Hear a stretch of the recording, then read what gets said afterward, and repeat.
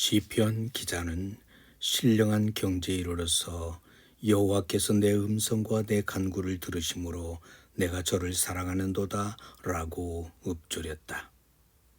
하나님을 좋아하는 것은 내가 하나님을 사랑한다 라고 말할 수 있는 것과는 전혀 다른 것으로 강도가 훨씬 약한 것이다. 사람은 본능적으로 자신의 고향을 좋아한다. 그리고 자연의 아름다움과 위엄을 좋아한다. 예술적 창작 활동을 좋아하며 동정심에서 고통당하는 사람들에게 연민의 정을 느끼며 고상하고 진실하며 좋은 평판을 받은 것들에 대해서 애착심을 가진다. 이와 아울러서 솔직히 말하면 거의 모든 사람은 자신이 또한 하나님을 좋아하되 심지어는 다른 모든 좋아하는 것들보다 더 그러하다고 말할 수도 있다. 왜냐하면 사랑을 일으키는 모든 좋은 것이 하나님에게로부터 나오며 하나님 자신은 가장 선하시기 때문인 것이다. 게다가 이렇게 하나님을 좋아하는 것은 고상한 감정이며 아주 진지하며 때로는 열정적인 불을 붙일 수도 있다. 그러나 그 영혼이 실제로는 영원하신 하나님과 친밀한 교제를 갖지 못하며 하나님과 일대일로 맺게 되는 구원의 은혜를 체험하지 못하기 때문에 위대하신 하나님을 자신의 구속주로 모셔드리지 못하고 감격하여 나는 하나님을 사랑합니다 라고 외칠 수는 없을지도 모른다. 일반적으로 하나님에 대한 사랑이란 주로 하나님에 대한 관념, 생명의 근원, 모든 좋은 것의 원천, 잠시도 주무시지 않고 이스라엘을 지키시는 자, 영원히 변치 않으시는 분에 대한 사랑이다. 그러나 영혼에서 나는 하나님을 사랑합니다 라는 음성이 울려 나올 때에 영원하신 하나님에 대한 관념, 감각, 그리고 실제는 구체화된다. 그때 비로소 하나님께서는 우리를 인도하시는 목자요, 영적으로 우리를 낳으시는 아버지요, 우리와 언약을 맺으신 계약주요, 우리와 사귐을 갖는 친구요, 우리를 대속해 주신 구세주요, 막연한 하나님이 아니라 우리 자신의 신실하신 하나님이 되시는 것이다. 여러 해에 걸쳐서 일반적인 하나님의 사랑을 느껴왔는지는 모른다. 하지만 아직 하나님을 온전히 알지는 못한 상태인 것이다. 하나님에 대한 지식은 우리가 인격적으로 그분을 사랑하게 되고 인생 행로에서 처음으로 그분과 만남을 가지고 주님께서 우리 옆에 동행하시게 되며 하나님과 우리가 의식적이고 생동적이며 개인적인 특별한 관계를 맺음으로 하나님께서 우리의 아버지가 되시며 우리는 그분의 자녀가 될 때에만 얻어지게 되는 것이다. 하나님의 자녀들 중에 속할 뿐만 아니라 다른 자녀들과는 다르게 하나님과 인격적이고 개인적인 관계, 즉 하늘과 땅 위에서 맺어질 수 있는 가장 친밀한 교제를 누림으로 그분은 여러분의 아버지, 목자, 사랑하는 친구, 그리고 하나님이 되시는 것이다. 이러한 신앙의 차원에 이르지 못한 사람은 이것을 이해하지 못한다. 그에게는 이것이 너무 심오하기 때문인 것이다. 게다가 만일 그런 사람이 신앙적인 문제에 관심을 기울인다면 다른 사람들이 친밀한 하나님과의 교제에 관하여 이야기하는 것을 들을 때에 다음과 같이 느낀다. 즉, 만일 자신이 그러한 사랑에 도달할 수 있었다면 지금보다 더 하나님을 열렬하게 사랑하게 될 텐데 하고 말이다. 이 사실은 그에게 자신이 이제까지 무엇인가 잃고 있었다는 것을 깨닫게 해준다. 그래서 그것에 대한 소원을 불러일으켜주며 그처럼 아름다운 것을 지니고자 갈망하게 된다. 이러한 갈급함은 마침내 더 고상한 신앙에 대한 길을 열어준다. 하나님과의 교제가 시작되므로 하나님과 인간 쌍방으로부터 작용이 진행된다. 즉 하나님께서 그에게 가까이 하시고 그는 하나님께 가까이 나아간다. 처음에는 그 간격이 멀리 떨어진 상태이나 점점 가까워져서 마침내 간격은 전혀 없어지게 되고 만남이 이루어지는데 그 순간은 너무나 은혜스러워 결코 말로 표현할 수도 없을 정도인 것이다. 단지 그때에만 비로소 하나님께 가까이 하게 되는 것이다. 모든 것은 그 가까이함, 하나님께 가까이함이 내게 복이라는 느낌 여하에 따른다. 이러한 신비한 체험을 맛보지 못한 사람은 입으로는 하나님께 가까이함이 내게 복이라고 말할 수는 있지만 그 의미를 알지 못한다. 그는 생각 없이 그렇게 되뇌이는 것이다. 그는 그것이 경건한 정신 구조를 의미한다고 생각한다. 그 자신의 심령으로는 이 신비스럽고 아주 친근하며 인격적인 사랑의 불꽃이 타오르는 것을 전혀 느끼지 못한다. 하나님께 대한 찬양, 예배, 그리고 은혜를 구하는 기도는 드리지만 그분에 대한 사랑의 짝은 맛보지 못하는 것이다. 하나님께 가까이 한다는 것은 그분께 아주 근접함으로 눈이 보고 마음으로 깨달으며 자신의 귀로 그분의 음성을 들으며 그리함으로 모든 분리의 요인들이 제거되는 것이다.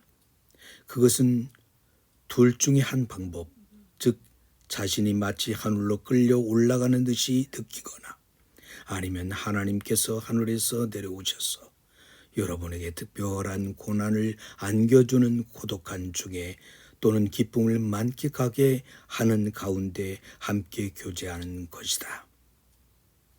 가까이란 단어는 여러분과 하나님 사이를 떼어놓는 경우가 너무 많다는 것을 암시해 준다. 여러분은 고립되고 고독하고 버림받은 느낌을 갖게 될 때가 빈번하다. 왜냐하면 하나님께서 멀리 떠나 계시거나 아니면 여러분이 그분으로부터 떠나 있으므로 안식을 누릴 수 없기 때문이다. 그러다가 당신 속에 있는 모든 것이 여러분을 다시 하나님께로 향하게 하면 그때에 비로소 그분과 멀어지게 하던 요인이 사라지는 것이다. 그때 하나님과 교제가 이루어지고 그분께서는 당신 곁에 계시며 자신이 하나님 곁에 있다는 사실을 다시 한번 깨닫는다. 거기에는 다시 축복이 있다. 모든 상상을 초월하는 축복 말이다. 즉 다시 하나님께 가까이 한다는 것은 모든 것에 뛰어난 만큼 너무나 좋은 일인 것이다. 그러나 이러한 축복이 현세에서는 단지 아주 드물게 체험될 것이다. 그리고 여러분이 영원히 하나님께 가까이 한다면 영생 가운데 그 축복을 누리게 된다. 하늘 아버지의 집에서 영원히 그분께 가까이 하는 것이다. 이 세상이 여러분을 하나님에게서 멀리 떼어놓는 방법은 잔인한 것이다. 속세에서 벗어나서 암자나 수도원으로 피하는 것이 해결책은 못 된다. 그러나 하나님과 끊임없이 교제하기 위해서 그러한 조치를 취했던 사람들의 영혼 속에 지속되어진 것, 즉 하나님을 간절히 사모하는 마음은 이해할 수 있다. 만일에 속세를 벗어났던 사람들이 이 세상을 잊어버릴 수 있었다면 하나님께 가까이 하기 위하여 그렇게 하는 것이 해결책이었을 것이다. 그러나 그들의 몸은 깊은 은식처에 있다 할지라도 마음에는 세상을 간직하고 있는 것이다.